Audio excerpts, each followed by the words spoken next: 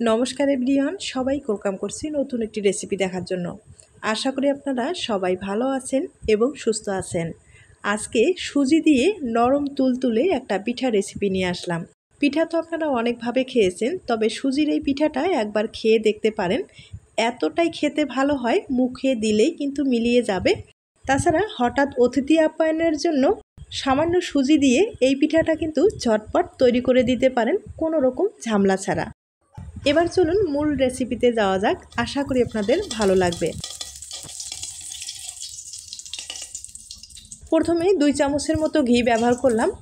এরপরে সুজি দিয়ে দিতে হবে আর সুজিগুলোকে হালকা করে একটু ভেজে নিতে হবে। সুজি প্রায় এখানে 150 গ্রামের মতো ব্যবহার করলাম।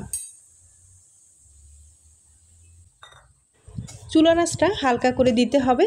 এখন খুব ভালোভাবে নেড়েচেড়ে সুজিটাকে একটু ভেজে নিতে হবে।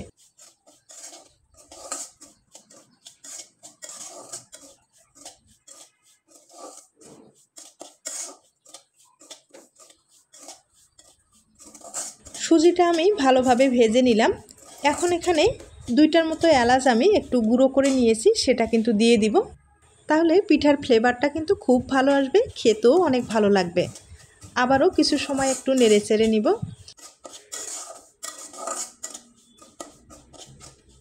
সুজিটাকে ভালোভাবে ভেজে নিলাম। এবার দুধ দিয়ে একটা ডো তৈরি করে নেব। তবে আপনারা চাইলে দুধের বদলে কিন্তু এখানে জল দিয়েও ডোটা তৈরি করে নিতে পারেন, কোনো সমস্যা নেই। আর দুধটা দিলে পিঠার ফ্লেভারটা কিন্তু একটু ভালো আসবে। এখন ভালোভাবে নেড়েচেড়ে এই ডোটাকে তৈরি করে নিতে হবে। আর একবারে কিন্তু শুকনো করে ডোটা তৈরি করে নিতে হবে।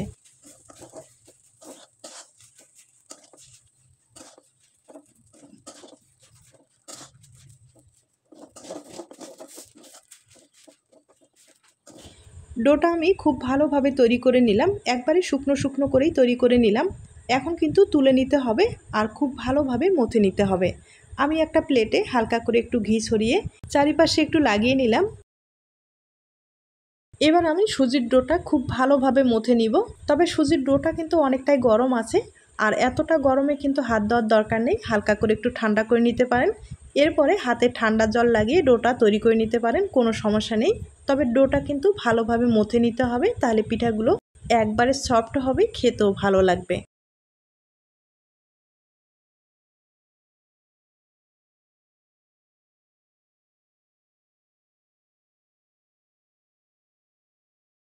ডোটা আমি খুব ভালোভাবে তৈরি করে নিলাম। এবার পিঠাগুলো তৈরি করে আপনাদের দেখিয়ে দিচ্ছি। আর ছোট্ট একটা লিচি কেটে নিলাম, গোল করে কিন্তু হাতে তৈরি করে নিতে হবে। এরপরে সামান্য একটু ডিজাইন তৈরি করতে চাইলে আমি যে ডিজাইনটা তৈরি করে নিচ্ছি, আপনাদের পছন্দ হলে কিন্তু এই ডিজাইনটা রেখে দিতে পারেন। গোল করেও কিন্তু পিঠাটা তৈরি করে নিতে পারেন।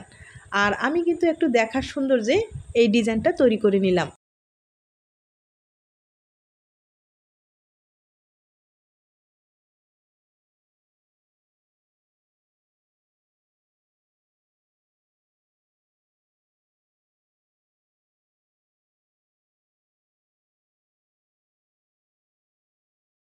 আমি একটা পিঠা তৈরি করে নিলাম, একইভাবে আরেকটা পিঠা তৈরি করে আপনাদের দেখিয়ে দিচ্ছি। সুজির এই পিঠাগুলো তৈরি করতে কিন্তু কোনো রকম ঝামেলা নেই, একবারে কম সময়ে পিঠাগুলো তৈরি করতে পারবেন। আর সুজির পিঠা যে একবার খেয়েছে তারা তো অবশ্যই জানে এর স্বাদটা কীরকম।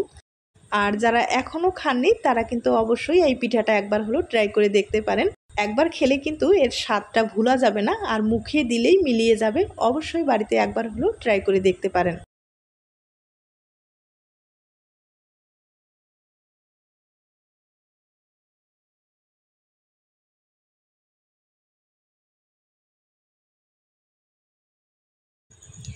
আমি আপনাদের 2টা পিঠা তৈরি করে দেখিয়ে দিলাম। একইভাবে অনেক কয়েকটা পিঠাই তৈরি করে নিলাম, সবগুলো একবার দেখিয়ে দিলাম। এখন যেটা করতে হবে, এই পিঠাগুলো কিন্তু তেলে ভেজে নিতে হবে। তবে হালকা আছে ভেজে নিতে হবে, বেশি আছে ভাজলে পিঠাটা কিন্তু পুরোটাই ফেটে যাবে এবং ভাজানোটা কিন্তু সেরকম ভালো হবে না, তাই হালকা আছে ভেজে নিতে হবে।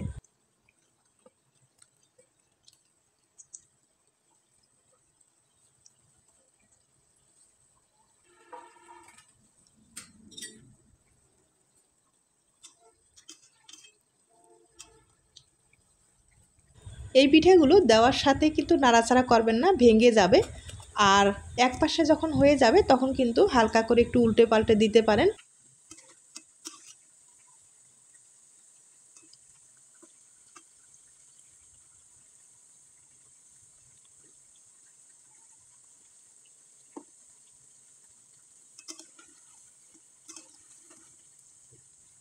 এই পিঠেগুলো একটু সময় নিয়ে একবারে মুচমুচে করে ভেজে নিতে হবে। আর পিঠার কালারটাও কিন্তু খুব ভালো এসেছে, দেখতেই পারছেন। আমি উল্টে পাল্টে আর কিছুক্ষণ রেখে তুলে নিব।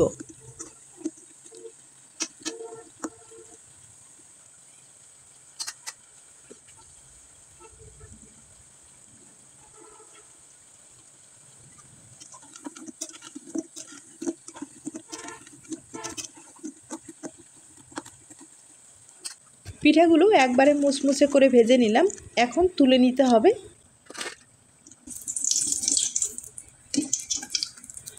সবগুলো পিঠা আমি ভেজে নিলাম। এখন যেটা করতে হবে, এবার কিন্তু চিনির শিরা তৈরি করে নিতে হবে। কড়াইয়ে 200 গ্রামের মতো চিনি ব্যবহার করলাম। আর এই চিনিটার হালকা করে একটু ক্যারামেল তৈরি করে নেব, মানে একবারে কিন্তু পুরোটাই লালচে করব না, সামান্য পরিমাণে একটু লালচে থাকবে, তাহলে পিঠাটার কালারটা খুব ভালো আসবে। দেখতেই পারছেন আমি কিন্তু সামান্য পরিমাণে চিনিটা একটু লালচে করে নিলাম। এরপরে জল দিয়ে দিলাম। আর জলের পরিমাণটা চিনি যতটুকু নিয়েছি ডবল আমি জলটা ব্যবহার করলাম। ফ্লেভারের জন্য কয়েকটা কিন্তু মশলা ব্যবহার করলাম। এবার চিনির শিরাটাকে ভালোভাবে ফুটিয়ে নিতে হবে। আর চিনির শিরায় সামান্য পরিমাণে একটু লবণ ব্যবহার করলাম। এখন আরেকটু ভালোভাবে ফুটিয়ে নেব। এরপরে যেটা করতে হবে, 1 চামচের মতো এখানে আমি লেবু রস ব্যবহার করব।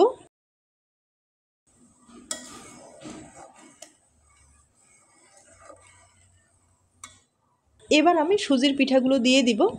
আর সুজির পিঠাগুলো দেওয়ার পরে 2 হতে 3 মিনিটের মতো একবারে হালকা আছে কিন্তু জাল দিয়ে দিতে হবে, তাহলে সুজির পিঠাটা একবারে নরম হবে, খেতে ভালো লাগবে। তবে আপনাদের হাতে যদি সময় থাকে জাল দেওয়ার কোনো দরকার নেই, শুধু 10 মিনিটের মতো একটু ঢেকে রাখলেই হয়ে যাবে। তবে চিনির শিরাটা হালকা যেন একটু গরম থাকে, গরম অবস্থায় এই পিঠাগুলো দিয়ে দিতে হবে।